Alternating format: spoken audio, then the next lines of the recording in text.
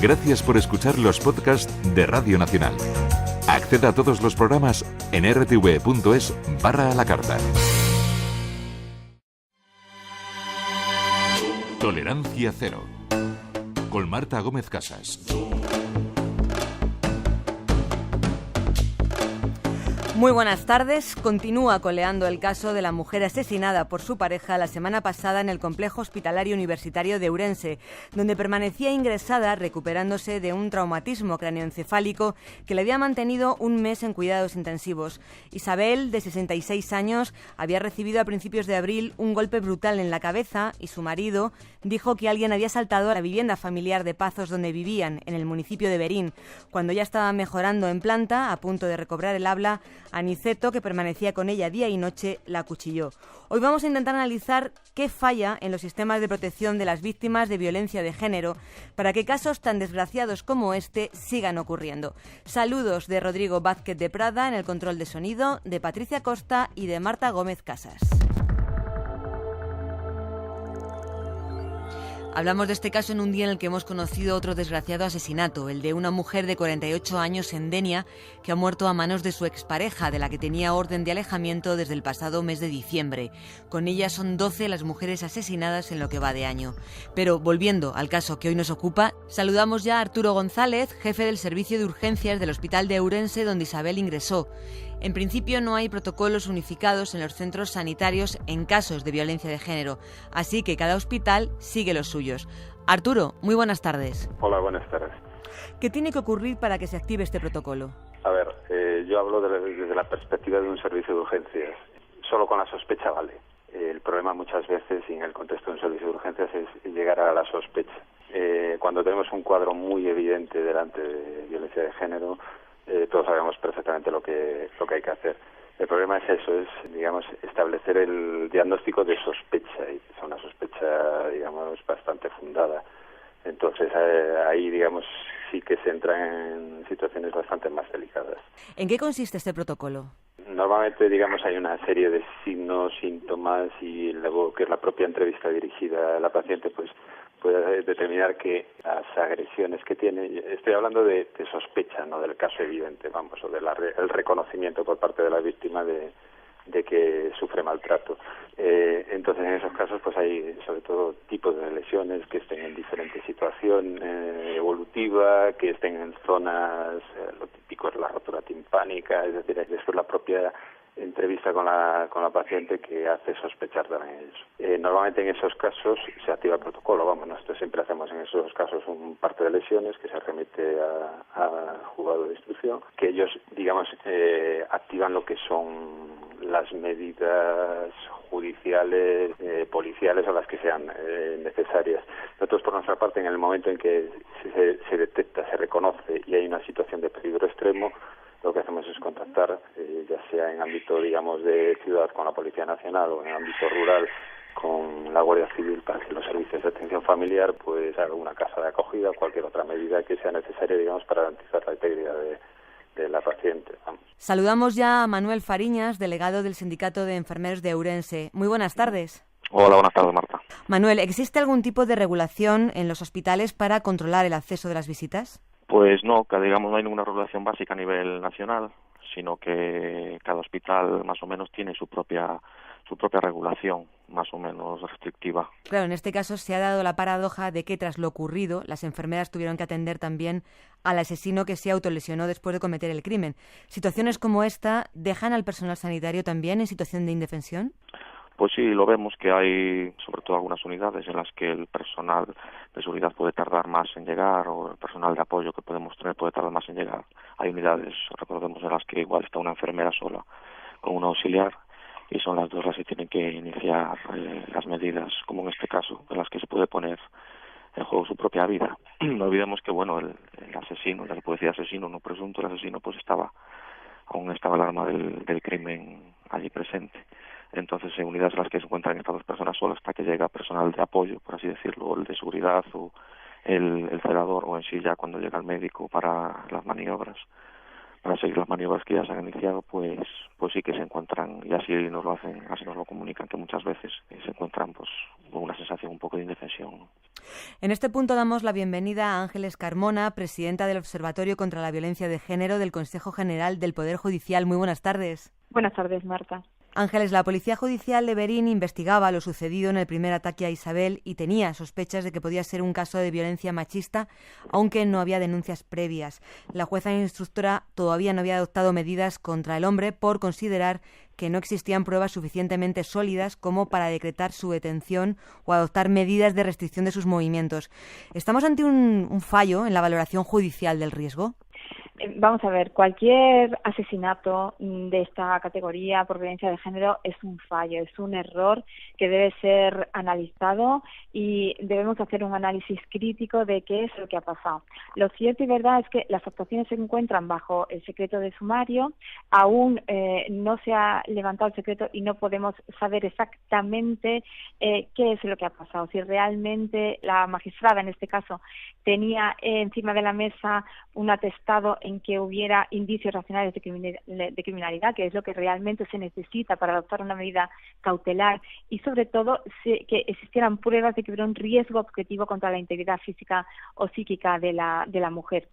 Desconocemos estos hechos, creemos que no existía un atestado propiamente dicho por violencia de género, y hasta que no se levante el secreto de las actuaciones realmente no podemos iniciar este análisis crítico, que es el compromiso que el observatorio tiene para que esto no vuelva a ocurrir nunca más.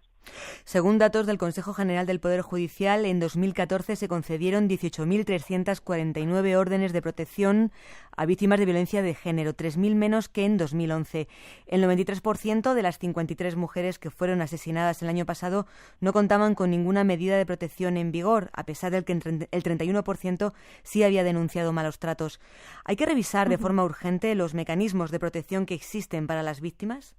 Por supuesto que sí. Hay que analizar caso por caso todos los asesinatos que se han producido y además siempre los asesinatos en los que ha habido una denuncia previa, porque en este caso es más flagrante que ha habido algún tipo de disfunción. No hemos sabido llegar a la víctima o no nos hemos sabido coordinar como debemos coordinarnos. Un dato positivo de los datos del 2014 es que ha aumentado y mucho el número de mujeres protegidas mayores de 65 años, que es el caso que nos ocupa.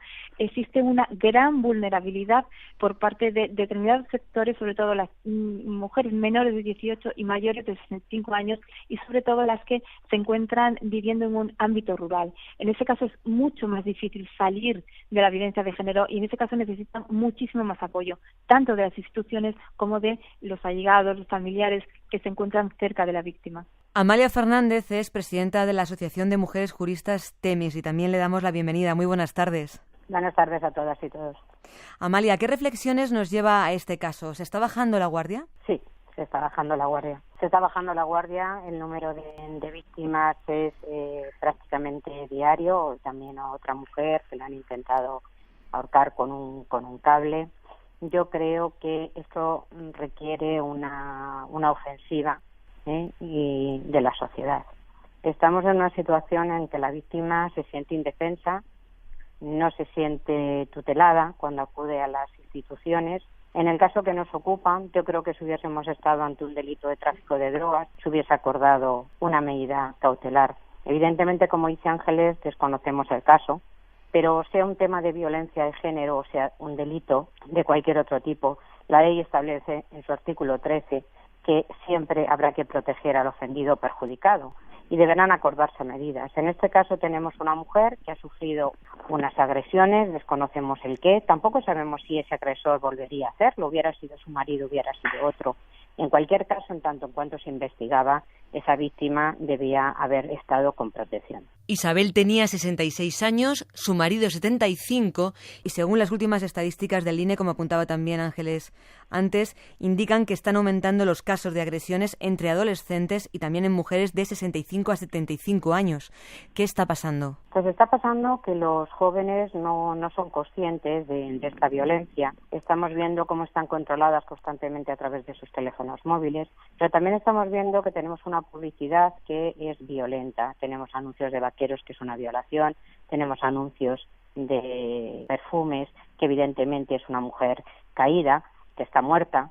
Es decir, estamos viendo que la violencia se les está haciendo hasta atractiva a través de la publicidad.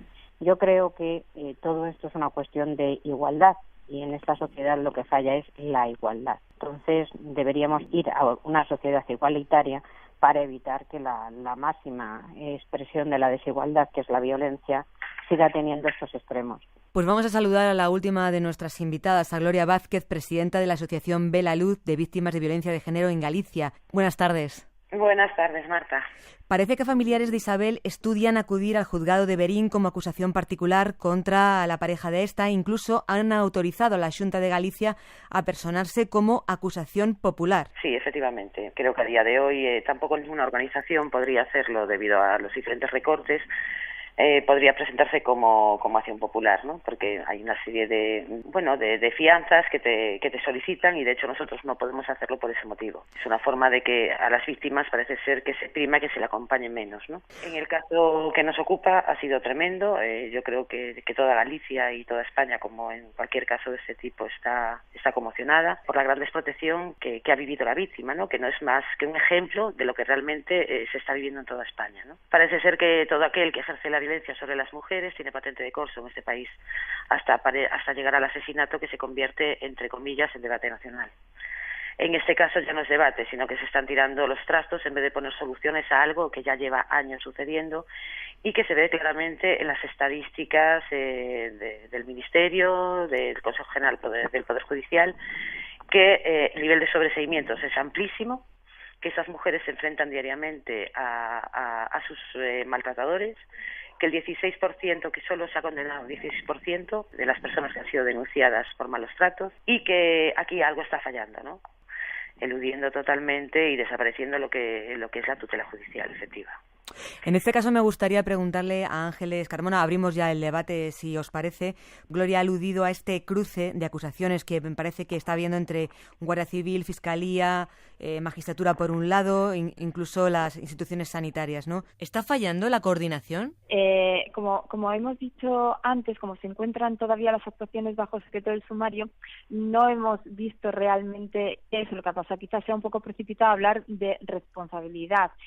Lo cierto y verdad es que estos casos no se pueden volver a dar. No podemos permitirnos que en un Estado de Derecho una mujer tenga que morir asesinada a manos de su pareja, su pareja por violencia de género. Esto es algo que nos preocupa enormemente y es algo que debemos rechazar hasta la sociedad. Como muy bien ha dicho Amalia, este es un problema de desigualdad. O sea, toda la sociedad tiene que rechazar la desigualdad de género y no vamos a permitir, desde luego desde el observatorio, que vuelva a ocurrir algo así. Todos vamos a hacer un análisis muy crítico de qué es lo que ha pasado en este caso, para que todas las medidas que tengan que ponerse en marcha se pongan, y no vamos a bajar la guardia. No podemos bajar la guardia en esto nunca. Pregunto a Arturo si cree que sigue faltando formación en los médicos de atención primaria y también en el personal de enfermería para identificar a posibles pacientes víctimas de violencia de género. Yo creo que no es un problema de formación, sino muchas veces de tiempo. Yo lo digo sobre todo en el contexto en el que me muevo, que es un servicio de urgencias. A veces el problema es en todo el mare magnum, digamos, de atenciones que hay en un servicio de urgencias, intentar hilar fino en un caso de posible violencia de género para detectarlo. A veces es muy complicado, y no es un problema de formación, porque yo creo que la formación es adecuada. Amalia, no sé si está de acuerdo con que la formación es adecuada. No, la formación no es adecuada ni en los médicos de familia, ni es adecuada en los órganos judiciales, ni en los letrados y letradas, ni en todos los operadores. La formación es deficiente. Lo que yo sí le pediría a Ángeles, puesto que desde el Consejo General del Poder Judicial fue desde donde se empezó a estudiar y se visibilizó la violencia de género, hacer un estudio de todos los casos en los que se han dado este tipo de circunstancias para tratar a través del estudio, como se hizo en su caso ya en los años 90, de buscar una solución directa a por qué está ocurriendo y qué está fallando. Amalia, yo, perdón, y por alusiones, si no te importa, Marta, no sabes cuánto te agradezco que me hagas esta petición pública. El año pasado hicimos un informe de los asesinatos con denuncia previa y la verdad es que se sacaron unas conclusiones muy interesantes para ver qué había fallado en cada uno de los casos y propusimos reformas legislativas y desde luego la labor que estáis haciendo desde TEMIS, de todas las asociaciones de mujeres es fundamental y para nosotros es importantísima todas las aportaciones que podáis hacernos para intentar paliar al máximo posible el sufrimiento de las mujeres y de sus hijos y sus hijas. Muchas gracias. Gloria, tú te quejabas fuera de micro el otro día de la bajada de las denuncias por parte de las víctimas de violencia de género y también de la escasez en las órdenes de protección que adjudican los magistrados. ¿Por qué crees que está pasando esto? Vamos a ver, está claro que la formación y la falta de medios es evidente, ¿no?, en esa materia. Estamos hablando que efectivamente a nivel nacional estábamos con 135.000 denuncias en el 2009 y ahora mismo estamos con 126.000 denuncias en el 2014. Pero lo mismo ha sucedido con las órdenes de alejamiento. En el 2009 teníamos 28.763 órdenes concedidas y 18.000 se concedieron en el 2014. Yo creo que la distancia y algo está pasando. Cuando este año ya solo en Galicia hemos tenido una mujer a la que intentaron degollar hace aproximadamente un mes y pico, hace 15 días a una mujer le incendiaron la casa tras haber puesto 4 denuncias, estamos convirtiendo a las mujeres en auténticas supervivientes, ¿no? Pues no llamarlas ya legionarias en sí, ¿no? Cada vez que aparece una mujer asesinada yo me pregunto cuántas veces la mataron antes. Es una auténtica barbaridad lo que se está permitiendo. Vale, ¿y cómo se está silenciando todo esto? Porque sí, esto es un gran desastre organizado y lo peor, que está enmascarado muchas veces hasta por las propias leyes y por las personas que supone que deben de ayudar, ¿no? Y velar por la integridad de las víctimas en este caso. Y cuando hablo de víctimas, mujeres y niños, ¿vale? Algo que empezamos a visibilizar hace muy poquito. Vamos al tema de los menores. ¿Qué falta hacer en este terreno? Os pregunto a todos. Estamos hablando que está fallando muchísimo la prevención y estamos hablando que se ve perfectamente cuando no se dan, aunque el 2 de agosto se ha aprobado el Convenio de Estambul y claramente dicta, ¿no?, que se debe de proteger a los menores, las medidas de protección son prácticamente inexistentes.